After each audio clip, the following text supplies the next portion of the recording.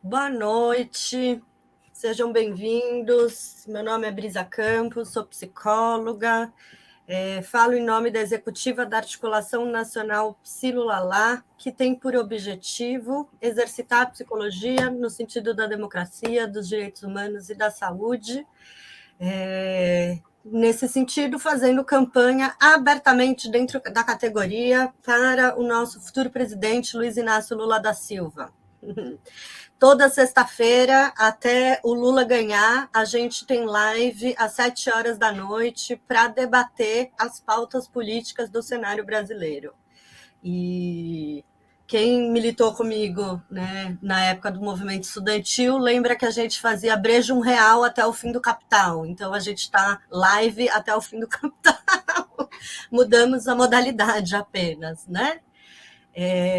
Companheiros, essa noite a gente tem o professor, não é professor, é professor André? Professor doutor, psicólogo social André Guerra, do Rio Grande do Sul, ele vai fazer parte do nosso debate, o professor Luiz Galeão da USP, o Marcão, nosso conhecido, querido Marcos Ferreira, ex-professor da Federal de Santa Catarina. Estamos aqui todos unidos, querendo agradecer também, né, aos mais de 1.500 articulandos que assinaram o nosso manifesto da Articulação Nacional Psilulalá, e eu vou deixar a palavra com vocês nesse minuto. E vou postar aqui no nosso chat aberto um link do nosso manifesto para vocês assinarem, quem não assinou, e sejam todos bem-vindos. E pode ser que chegue ainda a Ana, vai chegar a Ana Bock, e talvez chegue o Francisco Viana, né, que nós convidamos meio de última hora. Vamos ver se ele o Chico está falando alguma coisa aqui no meu WhatsApp, eu vou olhar, já dou notícias. Ah, tá bom, tá certo. Então, o Galeão, vamos começar com o seu assunto, que é um resgate das lives dessa semana da articulação. Em seguida, a gente entra no tema do André, pode ser? Pode ser. Boa noite a todas, todos e todas, né? Uma felicidade estar aqui com Brisa, Marcos, André, que bom, né? Estamos aqui com as lives até derrotar Bolsonaro nas urnas, né?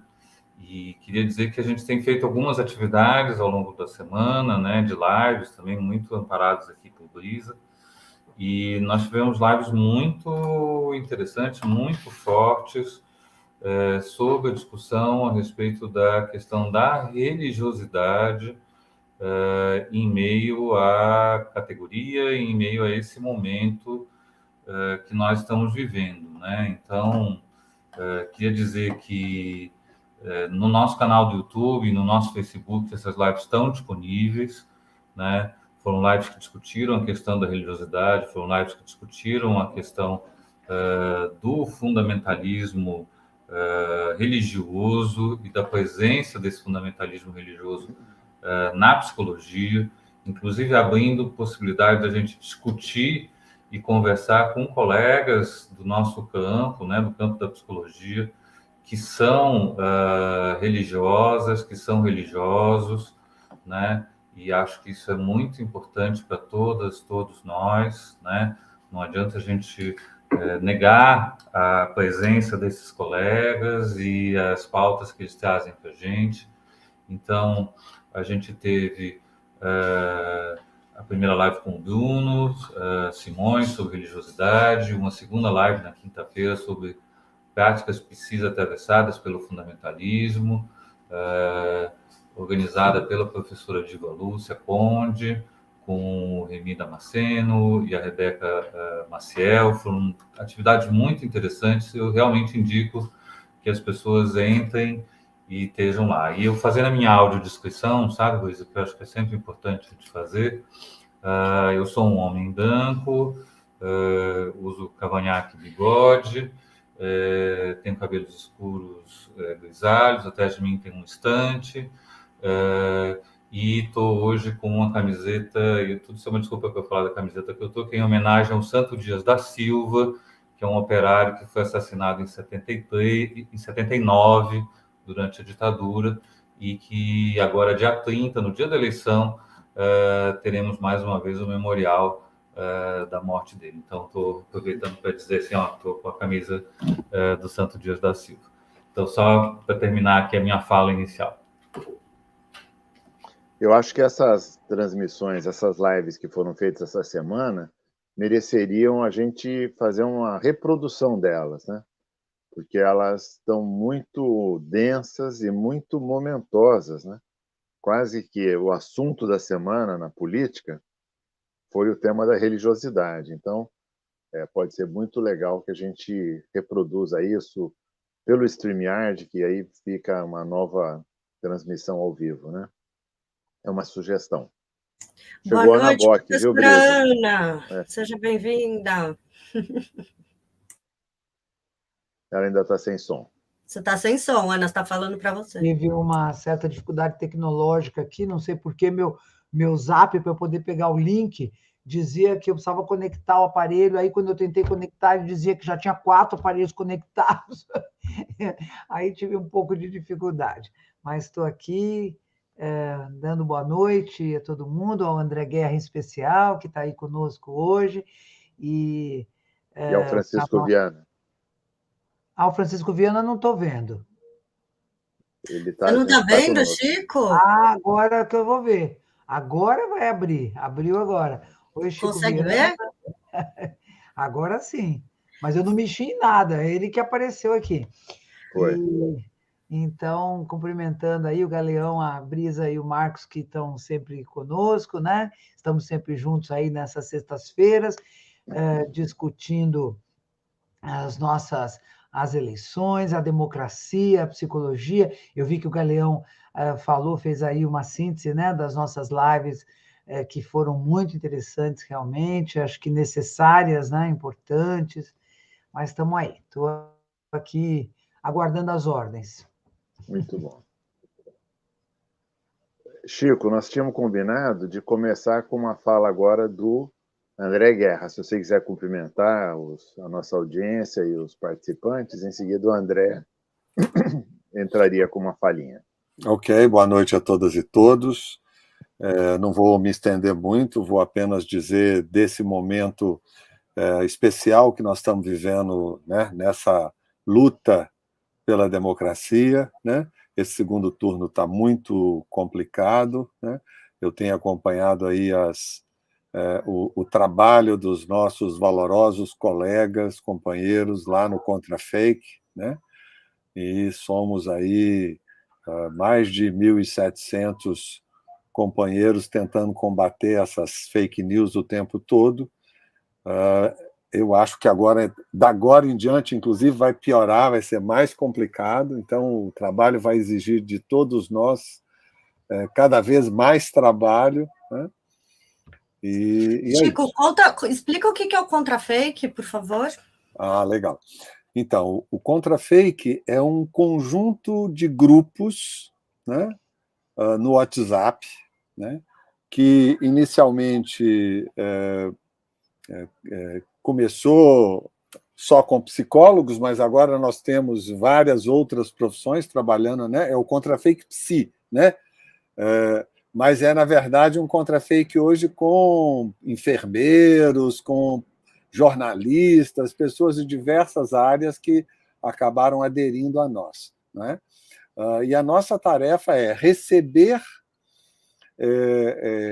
cards, informações, publicações, né, de um Contra-Fake nacional, né, de um grupo nacional que está atento para todas as tentativas de colocar mentiras na internet, e a gente recebe isso e redistribui nas nossas redes sociais e pede aos nossos amigos das redes sociais para redistribuírem também. Então, é uma tentativa de bloquear, né, essa estratégia bolsonarista de imundar a rede, né, de fatos mentirosos, de denúncias absurdas, né? E a gente faz aí um contraponto, né, tentando imediatamente desmentir e, e dar outras versões para os fatos que estão sendo apresentados. É muito interessante que agora, há poucos instantes atrás, eu estava com a Globo News ligada, né, e percebi, né, a Globo News falando exatamente do aparecimento de uma capacidade do grupo do Lula, né, do time Lula,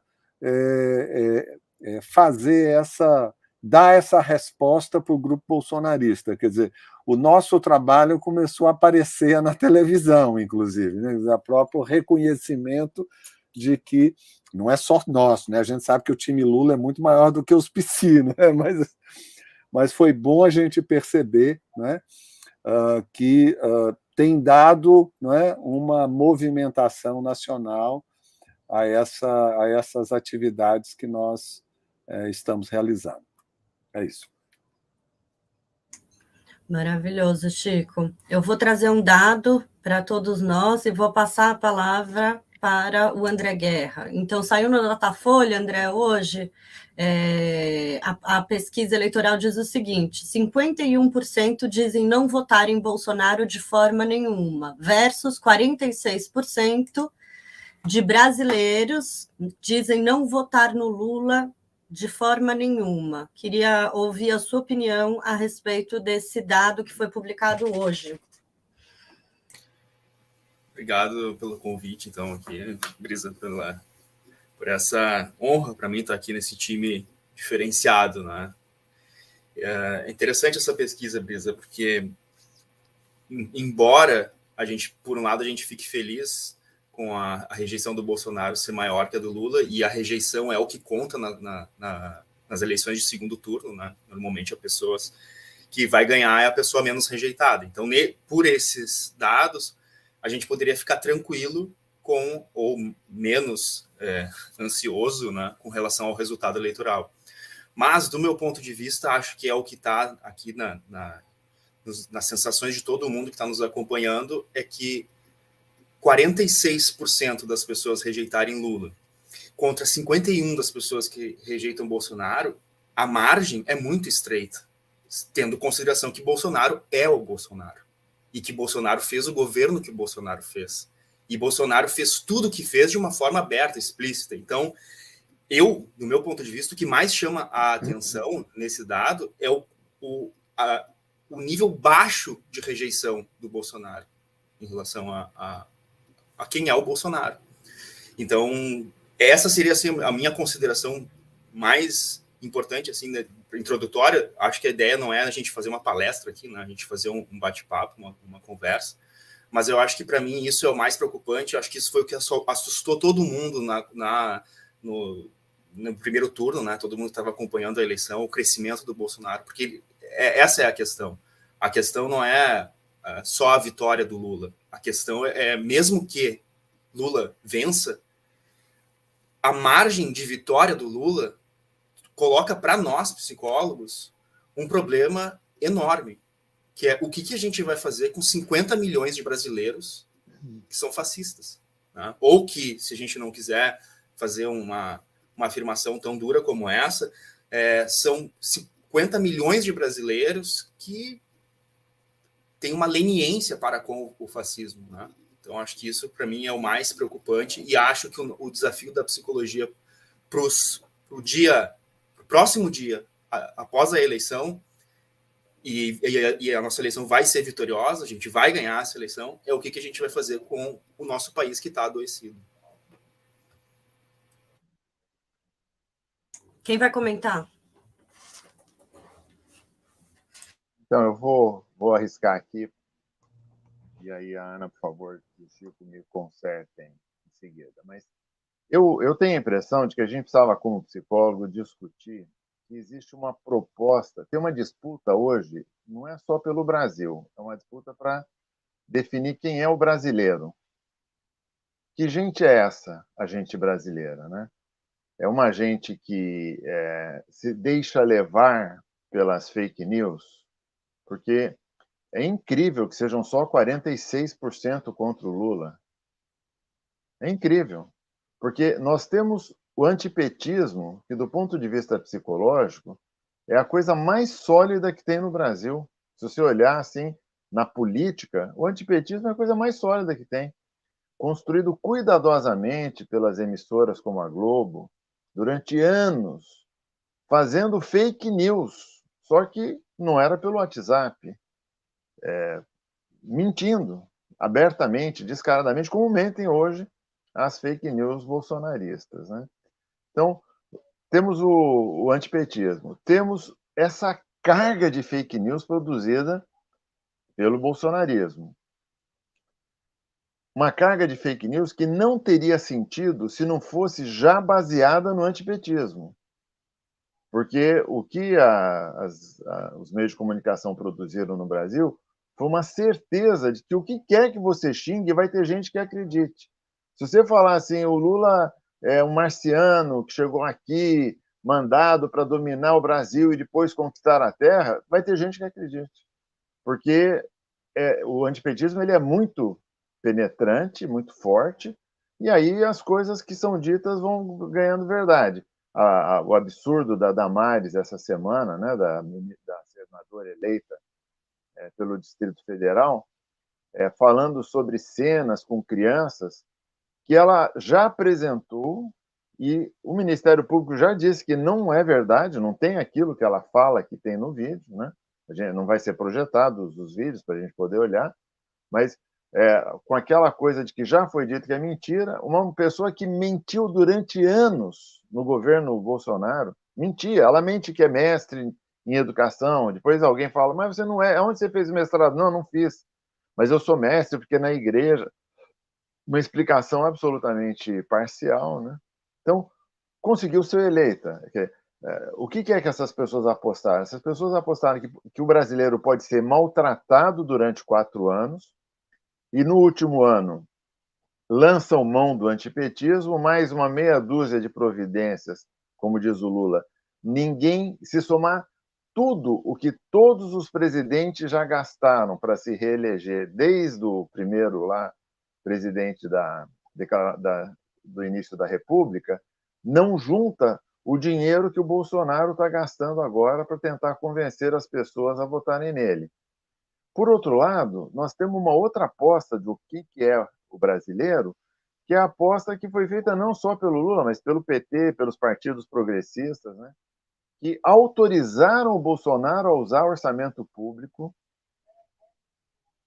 que ele está usando hoje para poder se reeleger, para tentar se reeleger, mas autorizado por todos os partidos progressistas, só teve um voto contra, que foi do José Serra. Todo mundo votou a favor de autorizar o Bolsonaro a usar o dinheiro, por quê? Porque era para garantir comida na mesa das pessoas, era para garantir o auxílio emergencial, era para garantir medidas atenuantes ao sofrimento bárbaro que as pessoas iam vivendo. Então, acho que tem uma aposta aí, do ponto de vista da leitura de quem é o brasileiro, que é muito importante para a gente reconhecer e que, para mim, transparece nesse dado. Então, eu queria dizer, não tem 50 milhões de fascistas, estou querendo dizer assim que a minha opinião é que a gente não conta com esse grupo tão grande assim. André, queria te ouvir depois de novo sobre isso.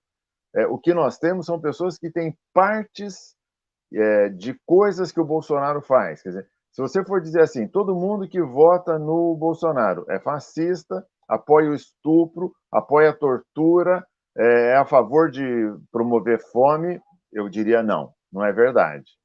As pessoas pegam sempre um fragmento de alguma coisa que está ali, apoiado por fake news, apoiado no antipetismo, e nós temos uma parcela muito menor de gente que pode ser que se identifique com uma posição de extrema-direita. Nesse sentido, eu tenho uma tranquilidade assim, de pensar que no dia 31 de outubro a gente vai contar com um Brasil bem mais favorável às medidas humanizadoras que precisam ser implementadas.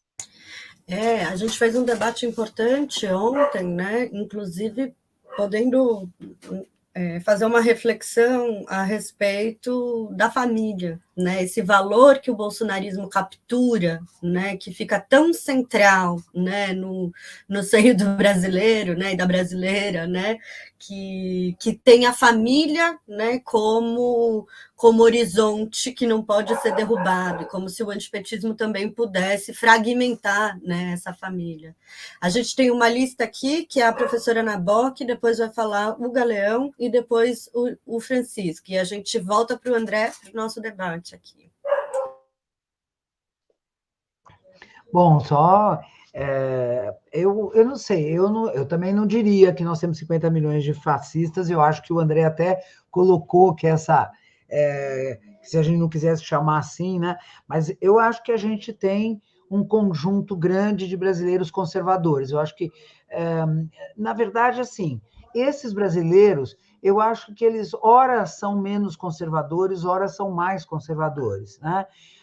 O conservadorismo parece que ele se mantém como uma herança assim brasileira e que em horas aquilo se manifesta com mais tranquilidade e comodidade, né? E eu acho que isso o governo, tanto o governo Temer quanto o governo Bolsonaro, permitiram uma manifestação desse conservadorismo sem que houvesse uma vergonha sobre isso. É como se a gente, às vezes, tivesse vergonha de dizer que a gente acha que mulher tem que ficar em casa mesmo, né? E, de repente, alguém diz assim, não, agora você pode falar que mulher é inferior, que mulher é... Né?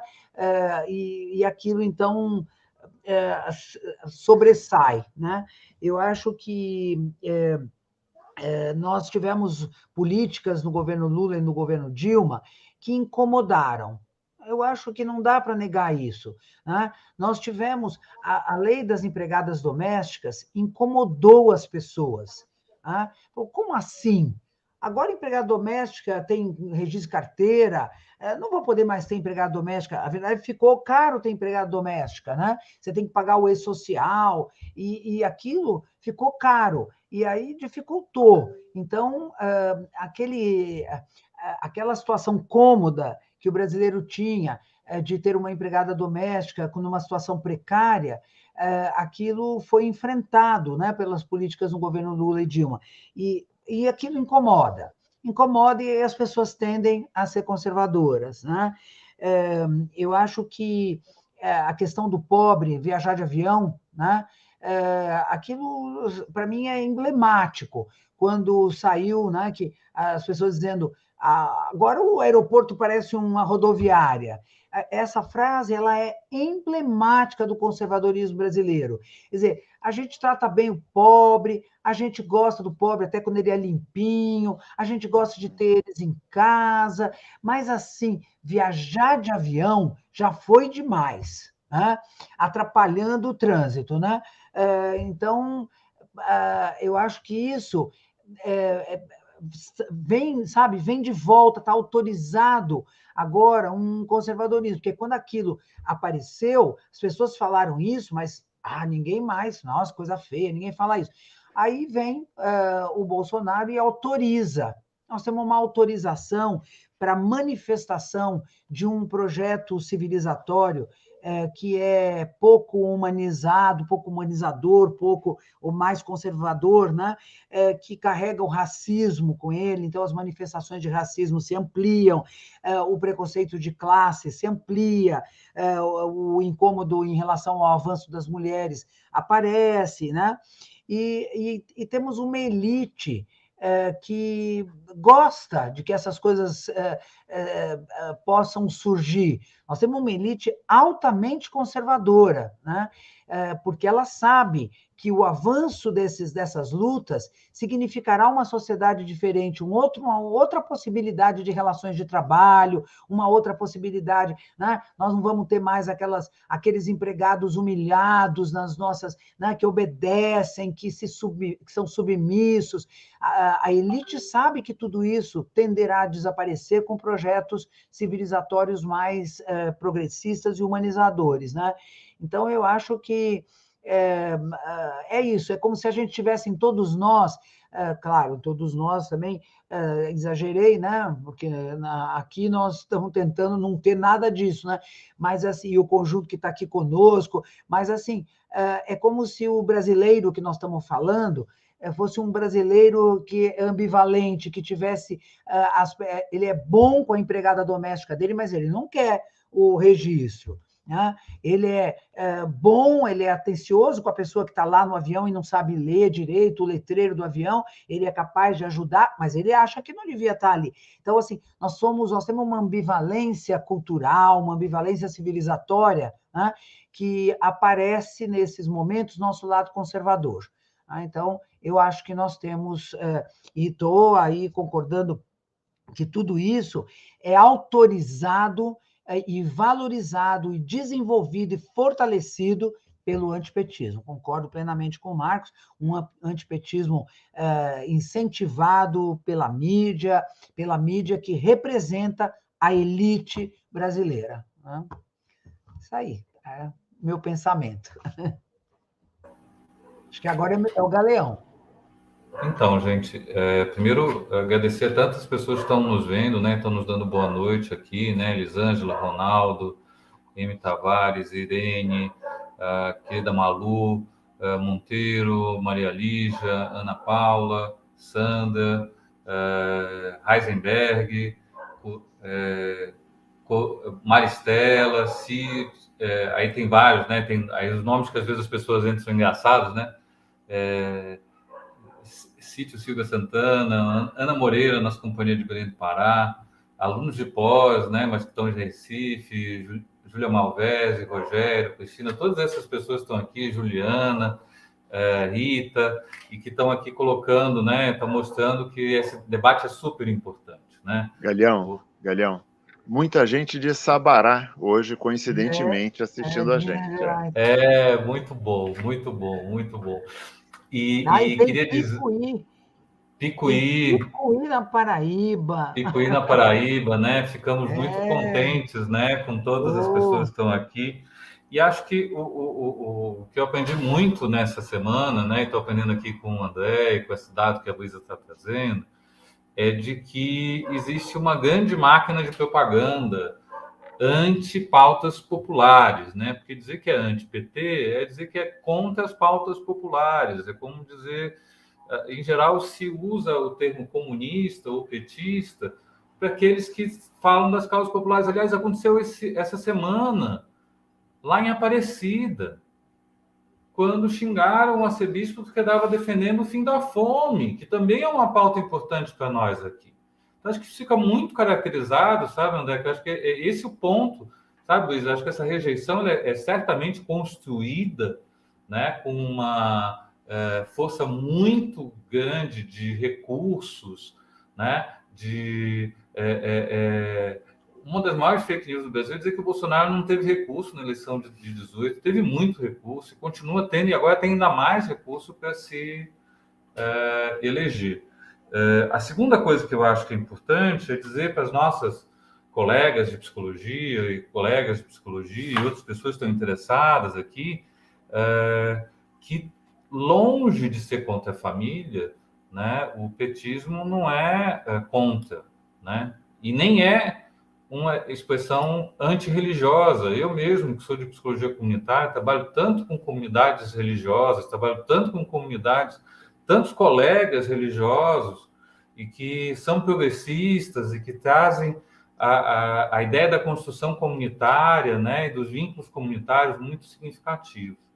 E acho que aí fica um pouco o ponto que me pareceu interessante nessa conversa, nas conversas que a gente tem tido, né, de que muitas vezes as pessoas buscam, diante de movimentos de fragilidade que essa sociedade neoliberal capitalista produz tanto, né, buscam o refúgio de certezas absolutas que vão encontrar muitas vezes em pautas religiosas. E aí, para terminar, eu só queria contar para vocês que para mim é muito evidente na fala da Damares que é uma linguagem imprópria para atrair os extremistas, né, por um gozo desses extremistas com aquela descrição absolutamente nojenta do que estava, de uma invenção, e é também uma linguagem imprecisa para não ser processada por aquilo e para dizer depois que está sendo perseguida, né? Lembrando que o padre Kelman, eles fizeram uma série de fake news a respeito do padre Kelman, vinhetas pelo WhatsApp, depois daquele debate da Globo, dizendo que o Lula tinha atacado um padre, né? E aí valia a imagem de alguém que está vestido de padre, e o Lula dizendo: você não é um padre de verdade. Mas aquilo era transformado num ataque religioso. Então, acho que a gente tem muito a dizer, e aquilo que Francisco trouxe para a gente é muito importante. A gente está articulando uma defesa contra esse processo, enfrentando isso, e hoje Lula representa a democracia. É isso que eu queria enfatizar a todas e todos nós aqui. Hoje, Lula representa a democracia. O PT é um ponto importante na construção dessa caminhada, mas não é o único, e a gente quer cada vez mais enfatizar que outras forças estão juntas nesse momento, porque com Bolsonaro não há democracia. E aí eu passo a palavra para o Chico. É o Chico. Então, obrigado, gente. Eu, já há alguns dias, né, para não dizer que já há algum tempo, eu venho me perguntando se o Brasil, de fato, adoeceu, ou se o Brasil já tinha uma parcela da sua sociedade adoecida, não é? E adoecida de muito tempo, não é? Porque quando o Marcos fala do antipetismo, eu volto lá atrás e falo assim, olha, nos 1800, no final dos 1800, nós tivemos o anti-escravismo. Depois, na década de 30 até a década de 50, nós tivemos o antitrabalhismo. Depois, com 64, nós tivemos o anticomunismo, não é? E agora, depois de 2016, nós tivemos o antipetismo. Isso não me parece uma coincidência, né? Absolutamente isso não é uma coincidência. Eu acho que nós temos uma elite racista, comprometida com a manutenção de uma desigualdade social que a sustenta, inclusive, nos seus desejos de ser bonzinho, sabe, Ana? Fico lembrando quando você disse assim, olha, gente, deve ser muito ruim eu não poder dar esmola. Como é que eu vou ter política pública em que garante renda mínima? Me tira a possibilidade de conseguir meu lugar naquele céu, sabe? Porque eu não vou poder ser bonzinho mais e dar esmola, não é? Sabe, isso... Então, eu tenho para mim que a gente...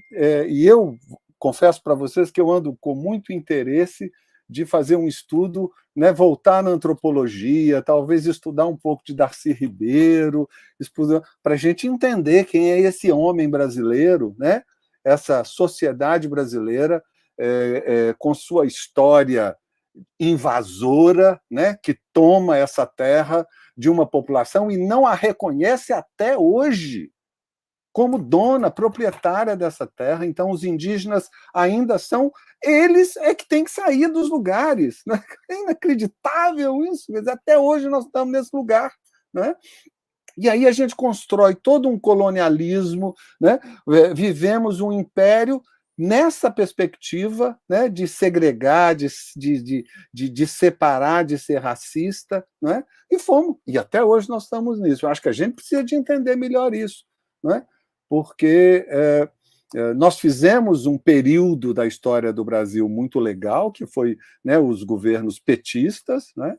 E vivemos hoje essa loucura, né, de estar retomando os anti, né?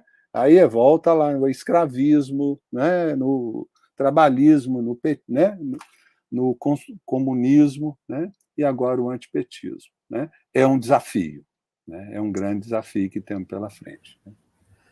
Acho que é um desafio enorme, Chico. Eu gostei muito desse paralelo que você foi falando dos antes, assim, né? Dentro do processo histórico.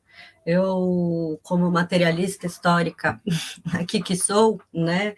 Também vou fazendo uma reflexão, que é uma coisa que eu venho falando já nas lives, né? E um pedido grande para a nossa categoria, né? A categoria da psicologia precisa se reconhecer como classe trabalhadora. Né? A gente tem falado isso há um certo tempo, porque a nossa categoria, a psicologia, Brisa, não sei fazer análise dos brasileiros, das brasileiras, acho isso um pouco amplo para a minha capacidade de análise, mas a psicologia, né, no Brasil, ela ainda é muito conservadora. Né? Eu acho que isso não é à toa que estamos aqui, né, também nessa frente democrática para dizer, olha, a nossa categoria está alicerçada a direitos humanos, a nossa categoria tem pautas éticas, né, nesse sentido. E queria passar a palavra para o André, para ele fazer as considerações dele, e depois que ele fizer as considerações, a gente está com algumas perguntinhas no chat já aqui, pessoal, para a gente debater. Então, vou passar aqui para o André. Muito legal essa conversa aqui. Agradeço vocês, Francisco, Luiz, Brisa, Ana, Marcos, porque é bem interessante o rumo que tomou essa conversa, principalmente agora com as contribuições do Chico, né? Que vai bem ao encontro do que eu, desde no final do primeiro turno, eu comecei a usar minhas redes para produzir conteúdos de guerrilha, né? Então, assim, claro, criei um canal no YouTube, comecei a postar no Facebook, no Instagram, fazendo análise de conjuntura a partir da perspectiva da psicologia social. E uma do primeiro vídeo, na verdade, que eu fiz, vai bem ao encontro disso que o Chico trouxe, que eu coloquei como título que é fundamental para a gente vencer o bolsonarismo, a gente derrotar o antipetismo. E aí eu fiz uma breve reflexão sobre esse fenômeno antipetismo e adotei ele de uma perspectiva, inclusive, uma categoria psicossocial de entendimento da nossa situação atual, sabe? Eu acho que a gente talvez não esteja dando ainda a devida importância para essa categoria antipetismo, né? Por que eu digo isso? Eu acho que teve até um comentário aqui, eu acho que foi da Malu Schmidt, quando ela questiona o termo conservadorismo, que esse é um primeiro ponto. No Brasil, não faz sentido a gente falar em conservadorismo, tá? Faz sentido pensar em conservadorismo na Inglaterra, por exemplo. Faz sentido a gente pensar em conservadorismo em alguns países em que o seu passado, recente ou antigo, traz algo que pode ser, desde uma determinada perspectiva, valioso.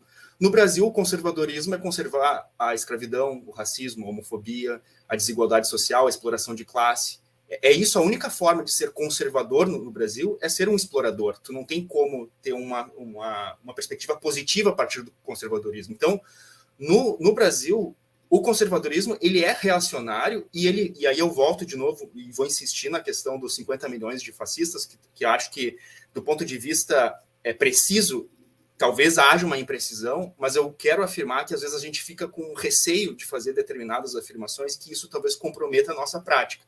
Não vou dizer que nós temos 50 milhões de pessoas fascistas, mas eu reforço que hoje, 4 anos depois, com a experiência do governo Bolsonaro, que é uma experiência didática, não é uma experiência teórica, não é uma experiência intelectual, não é uma experiência sociológica, é uma experiência didática. Todos os brasileiros, todas as brasileiras vivenciaram, direto ou indiretamente, imediata ou mediatamente, o que é o governo Bolsonaro.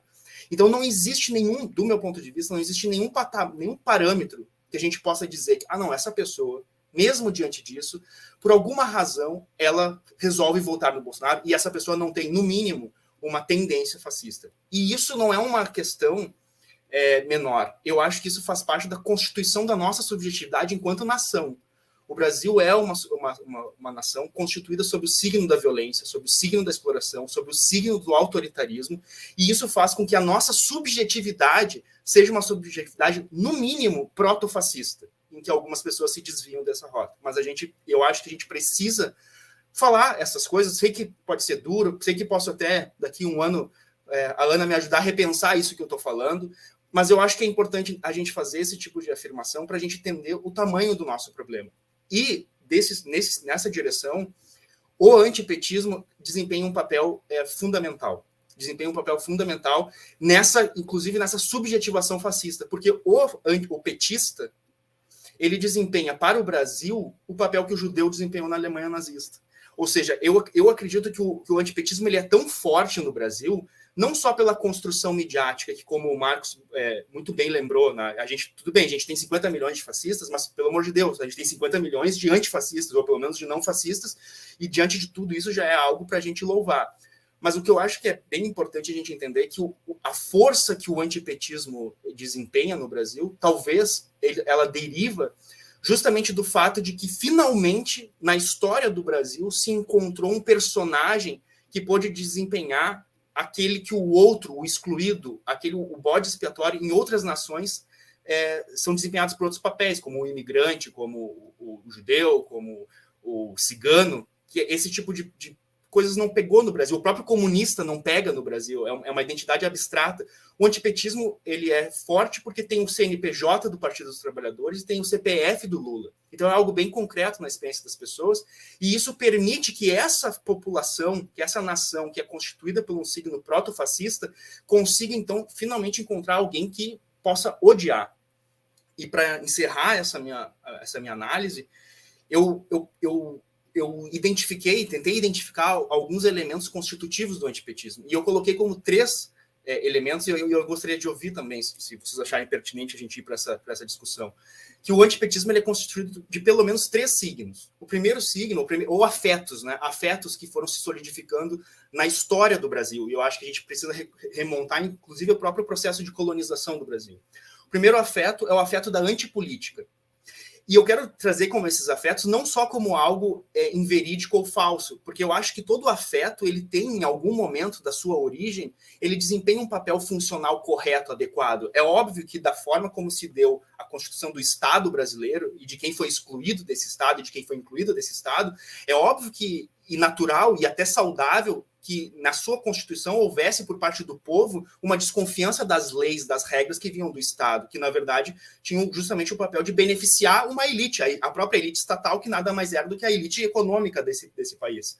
Então, isso desempenha num determinado momento histórico, desempenha um papel oportuno, essa antipolítica. Mas isso foi se solidificando e foi tomando um contorno de manipulação.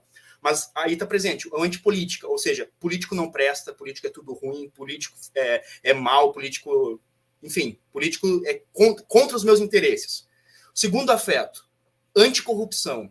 E aí a mesma coisa vale o que eu disse antes. É óbvio que ninguém vai aplaudir a corrupção e vai achar bom esse afeto de corrupção, mas no sentido de que a anticorrupção ela se forma a partir da constituição de um afeto que coloca na corrupção a origem de todos os males nacionais. Então, se há violência, é por causa da corrupção. Se não há saúde, é por causa da corrupção. Se há violência ou se não há educação, se não há saúde, se há desemprego, é por causa da corrupção. E acabando com a corrupção, tudo vira maravilhoso. Então, esse afeto, né, de que todos os problemas sociais se concentram na corrupção e todas as soluções se concentram na corrupção, isso também é um afeto estruturante da subjetividade brasileira. E a gente pode ir Getúlio Vargas, depois a gente pega Jânio Quadros, depois a gente pega Collor, e a gente vai vindo, e está sempre esse afeto presente. E o terceiro afeto, o ódio de classe, que a gente poderia colocar como esse ódio que inicialmente era direcionado contra o ex-escravizado, que depois passou para o negro e depois passa para o trabalhador assalariado. E aí, quando a gente pega esses 3 afetos que estão dispersos na sociedade e ao longo da história vão ganhando contornos distintos, esses 3 afetos confluem de uma forma tão acabada em torno do petismo e do antipetismo que se torna algo estruturante da nossa sociedade. Porque, primeiro, antipolítica. O Partido dos Trabalhadores é corrupto, é ruim, é mau, é autointeressado. O Partido dos Trabalhadores é corrupto. E o Partido dos Trabalhadores defende pobre, defende o interesse da massa, manipula pobre. Né? E aí vai se constituindo isso que a gente chama do antipetismo. E aí, a partir do bolsonarismo, o que acontece não é a dissipação desse espírito do antipetismo, é que esse antipetismo que antes era focado no Partido dos Trabalhadores, e especificamente com o bolsonarismo passa do Partido dos Trabalhadores para partidos de esquerda e aí vai tomando uma proporção que é todos os partidos de esquerda, os militantes de esquerda, os políticos de esquerda, e agora começa a chegar, inclusive, naqueles partidos que são de centro-direita, né, ou de direita, e chega até o ponto de ser um afeto que vai contra os democratas. Né?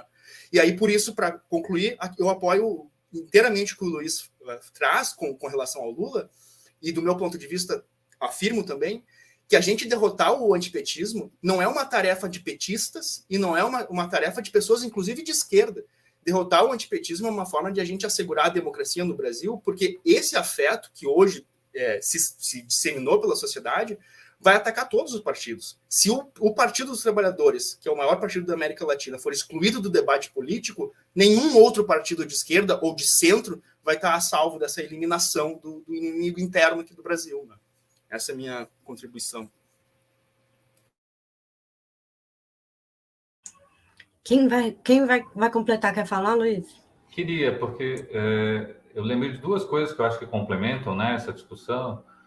Primeiro, essa questão do reacionarismo, né?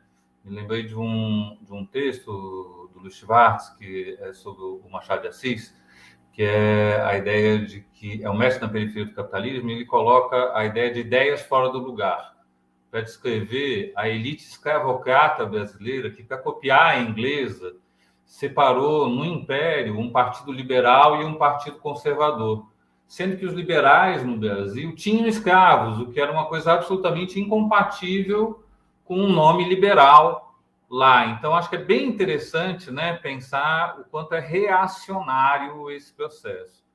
A segunda coisa, concordando muito com o que o Francisco disse, eu acrescentaria na sua lista, viu, Francisco? Anti-indígena.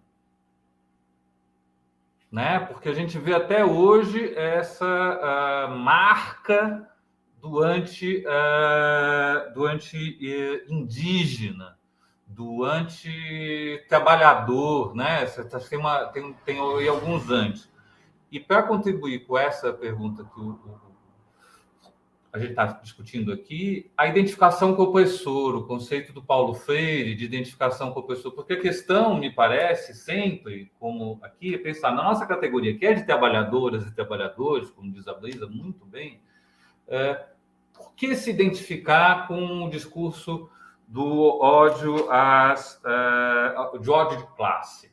Sendo que a nossa classe, nossa categoria profissional é cada vez mais composta por pessoas vindas da classe trabalhadora, né? Então, acho que fico pensando muito sobre isso e penso na ideia da identificação com o opressor. E aí a solução para isso, me parece, as soluções da educação popular, né? Eu acho que o modelo freiriano em relação à educação popular é muito significativo para esse momento que nós estamos aqui, ou seja, como diz lá na comunidade eclesial de base, né? É ver, pensar e agir. Então, a gente tem que ver o que as pessoas, ouvir o que as pessoas estão dizendo, para pensar sobre aquilo que elas estão dizendo, para argumentar e agir em relação àquilo que elas estão falando. Eu acho que essa é uma tarefa que todas e todos nós temos aí até esse dia 30 aí, para derrotar a extrema-direita no Brasil e manter a democracia. Pessoal, a gente está com um monte de pergunta aqui no chat. Eu queria ler um bloco de 3 e a gente responde. Podemos seguir? Pode ser? A Lívia diz assim: ótimo, Brisa, pertencemos à classe trabalhadora. Em nossas práticas, temos vivenciado a crueza do desmonte das políticas públicas e somos afetados nesse processo. Como agir? Daí a urgência da democracia. A Ana, nossa companheira do Pará, pergunta: a experiência com o governo totalitário durante 4 anos foi de tortura psicológica cotidiana, pelo sádico que elogiou o torturador de Dilma Rousseff. Vocês concordam? Olha, Ana, eu me senti muitas vezes torturada pelas coisas que ele falava, viu? A Rogéria pergunta: como explicar o bolsonarismo na visão e percepção da psicologia? E tem mais uma perguntinha, tem uma que eu acho que vocês já responderam, do conservadorismo, né? Datafolha, Lula 49 e B, aquele que não podemos falar o nome, 44. A crueldade escravagista está na raiz da Brasília... Nossa, Ana, não consigo falar isso. Alguém me ajuda? Vê lá em casa, enrolou a língua. Da brasilidade. Meu Deus do céu, chama fono, que eu não consigo mais falar.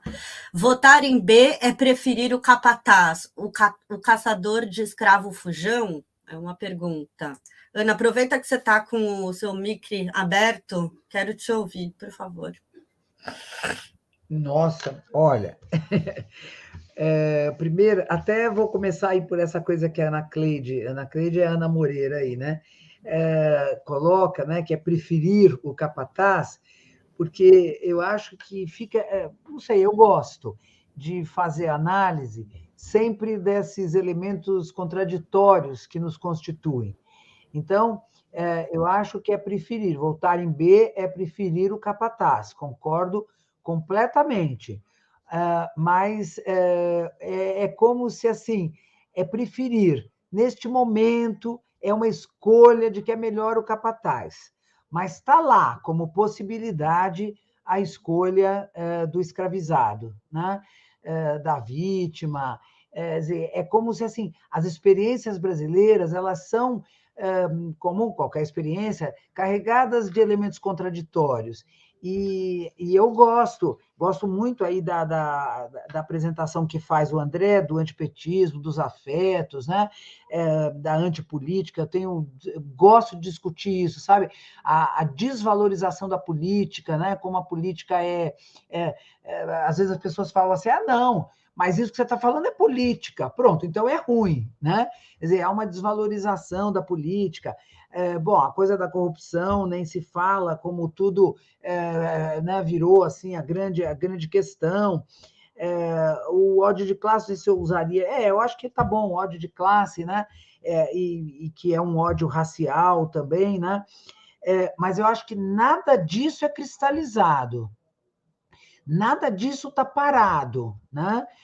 Isso está possibilitado como evidência no momento, dada a construção que se fez de um personagem que viabiliza isso. Né? Porque eu acho até que a responsabilidade por a gente estar aqui discutindo se é B ou se é L, né? A gente ter B como alternativa, a gente não pode deixar de responsabilizar a elite brasileira, o Temer, né? Quem construiu o PSDB, que construiu essa figura. Né? É como se assim, tivesse ali como sempre esteve ali. Esta maldade, esse sadismo brasileiro, sempre esteve ali. E agora foi construído como uma possibilidade, não só como uma possibilidade, como uma candidatura. Né? Então, isso se acirrou esse elemento que eu colocaria como uma possibilidade colocada historicamente pelas contradições vividas pela história brasileira, né? E, portanto, refletidas na subjetividade dos brasileiros e brasileiras. Então, acho que, sabe, assim, esses elementos que... Eu lembro sempre, sabe, tem uma obra, acho que não sei se dá tempo de falar disso, a Merit de Souza, é uma professora aí também, já deve estar aposentada, não sei, Merit, se você estiver me escutando, ela tem uma obra interessante, acho que no doutorado dela, sobre autoridade da lei, a lei da autoridade, será que é isso que é o nome? É um livro muito interessante que traz a tese dela, onde ela analisa o jeito, entre outras coisas, ela analisa até como objeto a questão do Senna, né, do Ayrton Senna, mas ela traz lá uma coisa que é esse jeitinho brasileiro. O que seria o jeitinho brasileiro? E ela coloca, assim, muito rapidamente, superficialmente, mas ela coloca a questão da influência portuguesa, que nos dá uma relação com a lei, que é uma relação muito firme, né? A gente acha que lei é lei, né? Ninguém duvida que lei é lei. A gente tem essa seriedade, essa responsabilidade com a lei. Mas a população brasileira, na sua maioria, inclusive com descendência de escravos e, portanto, sem nunca terem sido chamados, né, para opinar, acabam desenvolvendo uma relação com a lei que é uma relação de externalidade. essa lei, que eu acho que é uma maravilha, eu não tenho nada a ver com ela. Não fui chamado para opinar, não me perguntaram. Então, isso faz o jeitinho brasileiro. Eu gosto dessa leitura da Merit, porque assim, uma explicitação da contradição que pode ser lida em muitos outros aspectos da nossa história, né? Então, eu acho que nós temos, sim, o antipetismo, concordo com o Marcão, concordo com o André, quando ele fala, gosto da descrição dos 3 afetos, né? Mas acho que nós temos a sorte de ter uma história que possibilita o elemento contraditório, né? Então, isso, eu tenho certeza que essa massa de brasileiros que vai votar no B, né? Assim que nós estivermos ocupando, desenvolvendo, apresentando novamente o projeto humanitário, o projeto civilizatório que vem dessa ala do Lula, que vem com o Lula, né, representado simbolicamente até na figura do Lula, nós teremos um outro Brasil, porque essa contradição vai ter o outro lado dela manifesto. Então, só para a gente não cuidar sempre, né, para não cristalizar, não endurecer a leitura de um lado, como é que chamou aí, a Ana Cleide chamou, do capataz. Acho que o escravo que nós temos dentro de nós vai aparecer. Marcão? Então, eu estou engasgado aqui, peço desculpas. Mas é um engasgo não do debate. Eu entrei engasgado aqui com alguma coisa que eu comi. Então, eu queria dizer o seguinte, acho que gostei muito da análise que o André faz. Nós podíamos, André, tentar ver se a articulação não organiza um volume sobre essa questão do antipetismo. Houve um momento em que a gente estava desaconselhado a fazer. Nós pensamos em fazer pelo Instituto Silvia Lane e alguém desaconselhou, porque imagina, ficar falando nisso é ruim e tal. Só que está muito claro que é preciso falar nisso, a gente podia convidar pessoas de outras áreas. E o que eu gosto muito na sua fala, André, é você falar como psicólogo. Que a nossa tendência na psicologia é reproduzir discursos de outras áreas sobre os problemas nos quais a gente está conversando. Então, eu gosto desse jeito que você apresentou. Acho que a Ana aponta essa questão e acho que, Ana, nós temos no Brasil algumas ferramentas para olhar isso que você está falando que nós não podemos desconsiderar. Quando o Ciampa fala em identidade como metamorfose, ele está apontando esse movimento. Então, acho que assim, nós não podemos considerar, pode ter gente que está mais cristalizada, mas é uma minoria dentro do Brasil, cristalizada numa posição que a gente podia chamar de extrema-direita. E temos o Zeca Moura, né, que ensina para a gente que a sociedade trabalha de forma invisibilizadora e que muitas pessoas invisibilizadas, como diz o Dunker, olharam para a chance de ser contra tudo e contra todos como uma forma de se visibilizar, né? De entrar no debate, de aceder o debate público. Então, eu acho que falta em nós essa coisa, e é importante que a articulação tem esse objetivo, inclusive, da gente produzir discursos a partir da psicologia para compreender esses processos. E, nesse sentido, lanço mão também, como disse o Chico, do Darcy Ribeiro. O Darcy Ribeiro tinha essa capacidade de olhar para o povo brasileiro com esse germe de uma coisa muito boa para ser feita. Agora, ele não conheceu o poder das plataformas. E eu não posso pegar só as estruturas e dizer, não, eu tenho que olhar que hoje existem as plataformas. E elas têm uma penetrância e uma capacidade de produção de atitudes e escolhas que nós não conhecíamos na nossa história, nós não conhecíamos na psicologia. Essa possibilidade de você fazer uma propaganda diferente da mesma coisa para cada um de nós 6 que estamos aqui, sabendo exatamente aonde que vai colocar o dedo. Então, a psicologia ela continua se recusando a olhar para o efeito que as plataformas têm sobre as subjetividades. E nós temos chamado, está aqui o Chico, que é um dos nossos coordenadores lá na Rede Matraga, para discutir isso, é uma dificuldade. As pessoas, importante, daqui a 30 anos nós vamos conversar sobre isso. Só que daqui a 30 anos não adianta mais, porque já vai ser outra coisa. Então, o que nós precisamos fazer? Nós precisamos ser capazes de ser psicólogos olhando essas coisas. Inclusive, Ana, se vocês permitirem, os 5 outros, eu me estendo um minuto mais para dizer assim, inclusive nas decisões que nós tomamos nesse processo eleitoral, como psicólogos. Pela primeira vez na nossa história, como diria o Lula, nunca antes na história deste país, nós tivemos um comitê de psicólogos. E estamos tendo um comitê nacional de psicólogos, trabalho articulado, constrói coisas e tal. Uma das coisas que nós construímos como psicólogos nesse período foi a vigília cívica. A vigília cívica, ela é uma coisa super importante, porque ela é uma reunião de entidades, não para apoiar o Lula, não para apoiar algum candidato, mas para defender a democracia, o processo eleitoral, o reconhecimento dos resultados das eleições.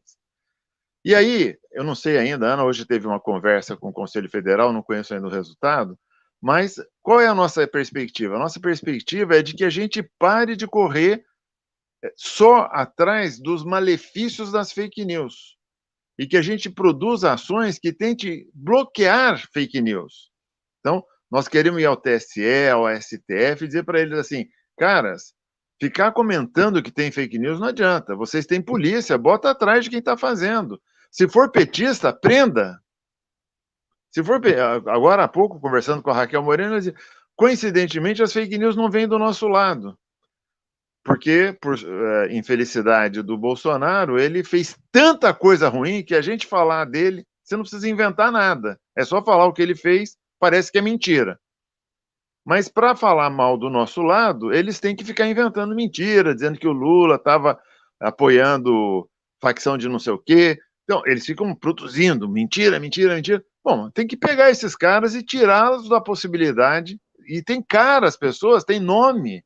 Tem face, são pessoas que mostram o rosto. Tem um moço lá na Jovem Pan que afirmava que o Lula estava com um chapéuzinho de um certo grupamento.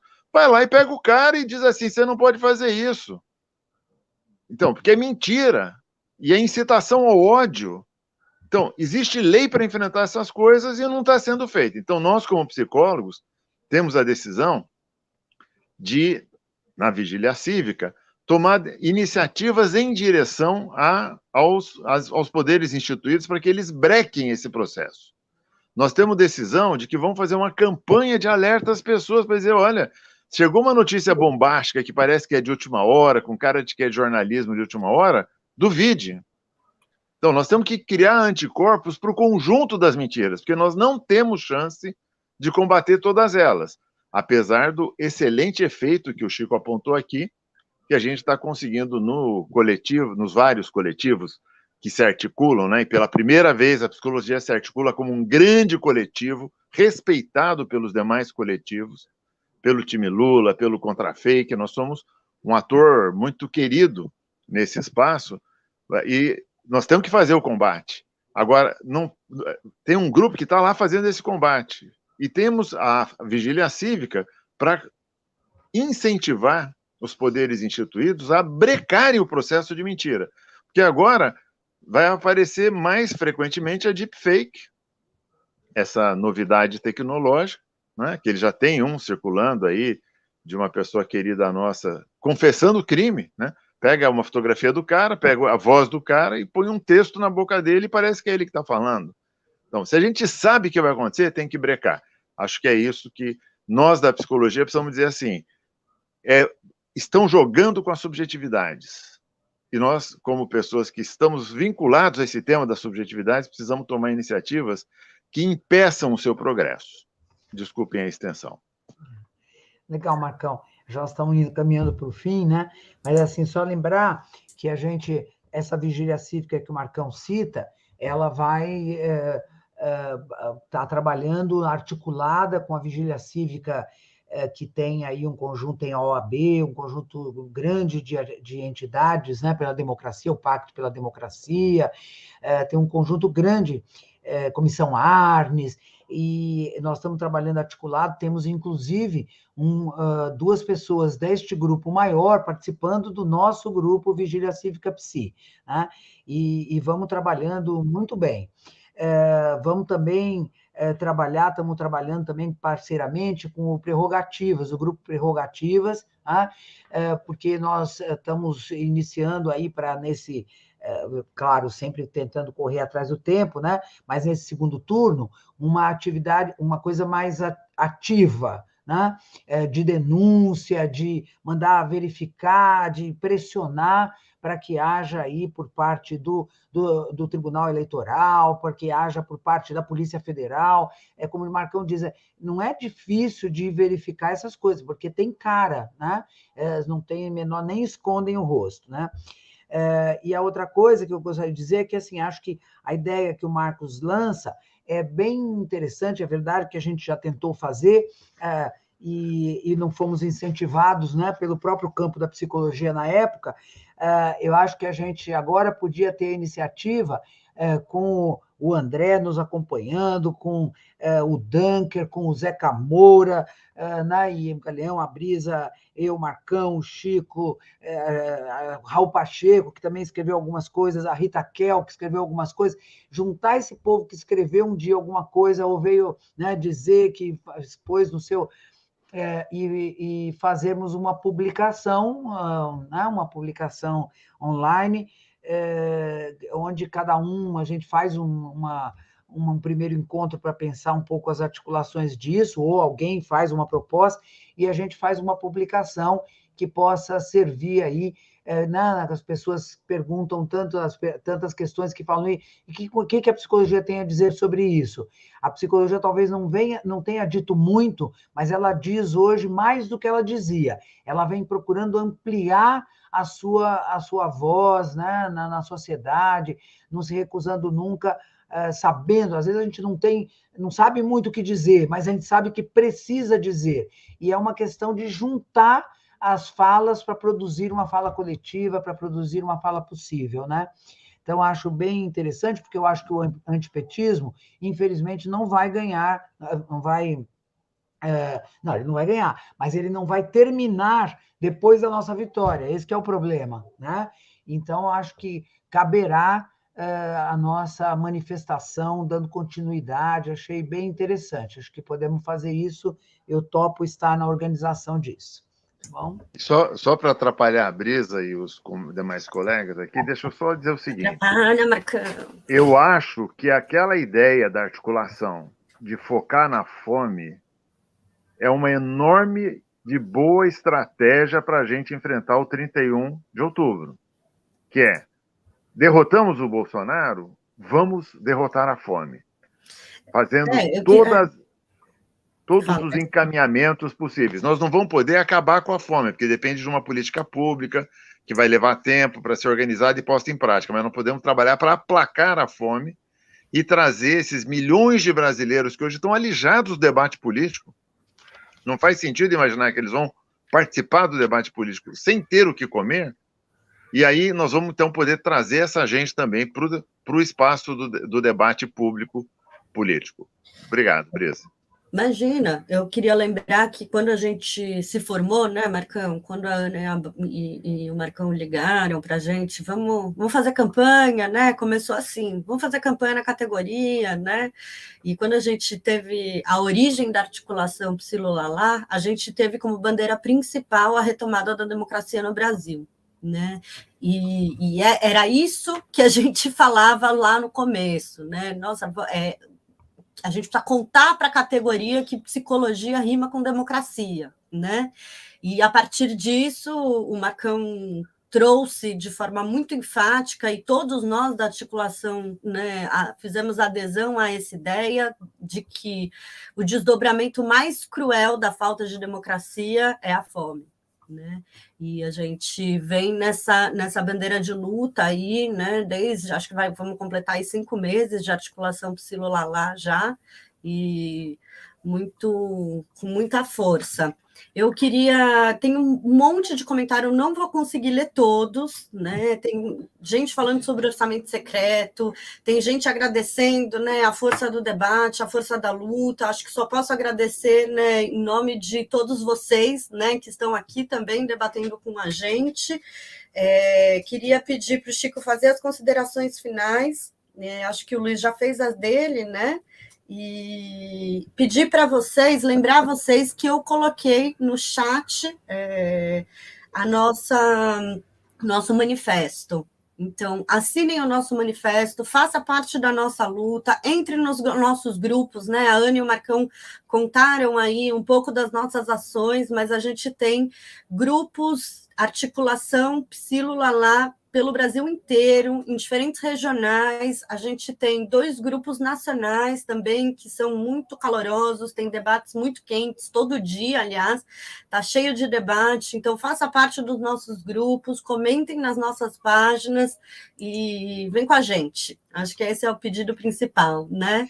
E queria falar que a Ana está com a nossa camiseta, a Ana é nossa garota propaganda, né? E a Ana está com a nossa camiseta, queria pedir para ela mostrar. A gente tem uma camiseta da articulação Psilulalá, que está maravilhosa, e se você quiser adquirir uma, você pode pedir para o Marcos Ferreira que ele faz uma camiseta para você e manda para sua casa. Antes do Chico falar, só lembrar, tem um programa do Greg News, sobre orçamento secreto, que está muito bom. Vale a pena assistir. Né? O Greg, é só colocar o Greg orçamento secreto que aparece. Está muito bom, muito didático e sempre muito engraçado. Né? É bom quem sabe fazer isso. Né? Sim. Vai lá, Chico. Legal, gente. Eu quero aproveitar essa oportunidade hoje e já agradecer, né, aos participantes do nosso grupo Contra Fake, né? E, ao mesmo tempo, convidar que novas pessoas venham participar desse grupo conosco. Nós temos muito trabalho para realizar até dia 30 de outubro. Né? Convidar vocês que ainda não pertencem a participar da Rede Matraga, né? Onde a gente tem a possibilidade de discutir a manipulação das subjetividades na rede, né? É a nossa estratégia, né? E muito obrigado à oportunidade de estar aqui também, discutindo com o André, com o Marcão, com a Ana, Brisa, Luiz, né? Essas questões que tanto nos afligem, né? Para compreender esse momento que vivemos hoje no Brasil. Obrigada, gente. Obrigada, André. Obrigada, Luiz. Obrigada, Ana. Boa noite, Marcão. Um beijo, Lulalá, para vocês, hein? Vamos ganhar essa luta. Boa noite, todo mundo. Boa noite. Lulalá. Tchau, pessoal. Tchau. Tchau, Boa noite, obrigado, gente. André. Obrigado por todos. Lula